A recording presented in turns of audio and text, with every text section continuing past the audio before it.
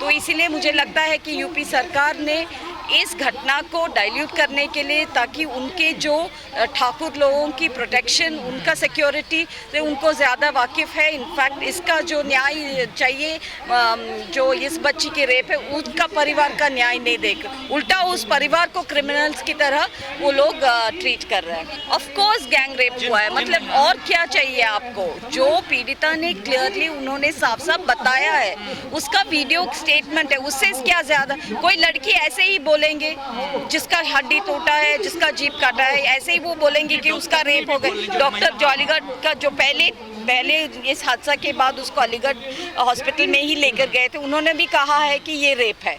उसके अलावा और क्या चाहिए आपको सबूत? सबूत तो मिटाने के लिए ही किया है, नहीं तो रातों रात में बिना परिवार नहीं थे, उनके बिना परमिशन नहीं थे, उसके बिना आपने जाके ये सब किया तो कैसा होगा? ये तो सबूत मिटाने के लिए ही है ना, तो क्यों करेगा इतना? नहीं तो फैमिली कौन सा मानवता के आधार पे हम किसी का भी बॉडी उनका फैमिली को देना ही है? ये तो बेसिक राइट है, बेसिक हक है। इस हक को भी आपने छीना उस परिवार से। एक तरफ आप पूरा इनको बंद किया है, पूरा फैमिली को, ना कोई फ़ोन दिया रखा, उनका फ़ोन सब लिया है, उनको किसी से बात करवा। दूसरी तरफ सब ठाकुर पंचायत कर रहे हैं। ये काय का न्याय है?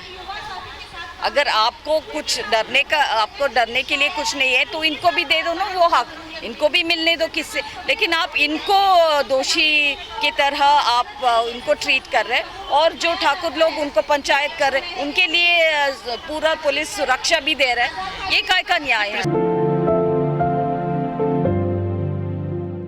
हाथरस एक ही दृष्टिकोण से देख सकती है कि पहले तो ये जाति भेदभाव है, जाति की वजह से उसका बलात्कार किया है। जो अभी नए जो भी केसेस आ रहे, नए जो भी ट्विस्ट आ रहे, वो सब सरकार ऐसे ही उस केस को डाइल्यूट करने के लिए कर रहा है। रेप हुआ है, वो 14 दिन बाद आप टेस्ट करेंगे तो कैसे मिलेगा? जब पहले उसको लेकर गया था तब साइंस था कि उसका रेप था, और उसने भी जब वीडियो स्टेटमेंट दिया था तो उस स्टेटमेंट में क्लियरली साफ उसने बताया कि उसका रेप हुआ है। तो उसका स्टेटमेंट ना लिए हुए बाकी लोग सब बोल रहे कि रेप नहीं, वो तो गलत बात है।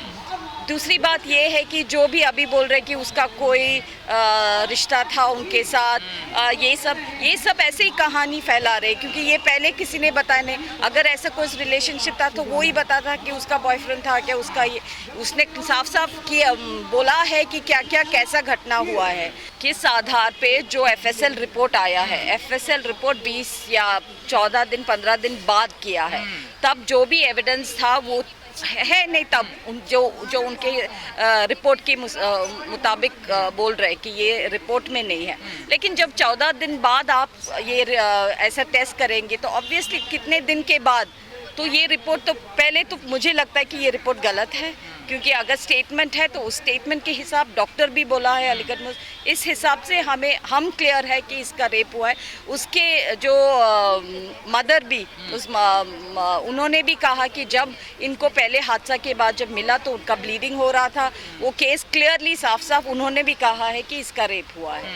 तो उस स्टेटमेंट से हम सब जाएंगे, उसके फैमिली में वो बहुत मतलब 100% पक्का है कि इसका गैंग रेप हुआ है। कौन पूछा है CBI जांच के लिए? कोई पूछा नहीं। जो आज़ाद जी ने भी मांग रखी है, इंडिपेंडेंट जुडिशरी इंक्वायरी रखा है ना, कोई पूछा नहीं CBI का भी हमें कोई मतलब ट्रस्ट नहीं है CBI इंक्वायरी का, किसी ने पूछा नहीं।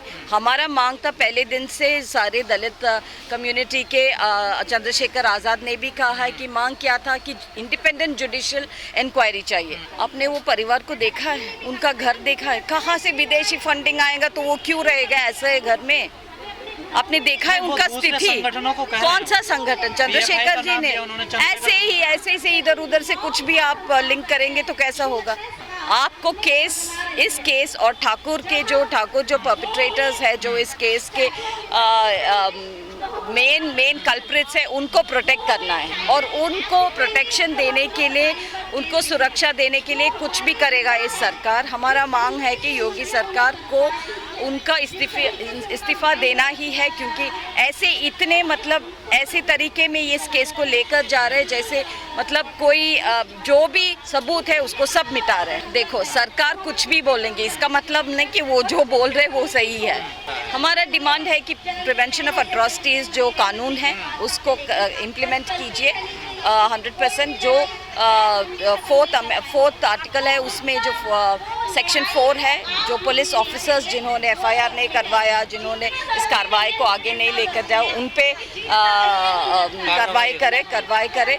और तीसरा हमारा ये है कि जो महिलाओं की सुरक्षा है वहाँ पे क्या सुरक्षा की क्या प्रतिबंध करेंगे आप, क्योंकि ये एक बार नहीं है, कितने बार यूपी में 500 के अधिक रेप केसेस हो रहे हैं, बलात्कार के केसेस हो रहे हैं, तो उसको बंद करने के लिए आपका क्या प्लान है, बस इतना।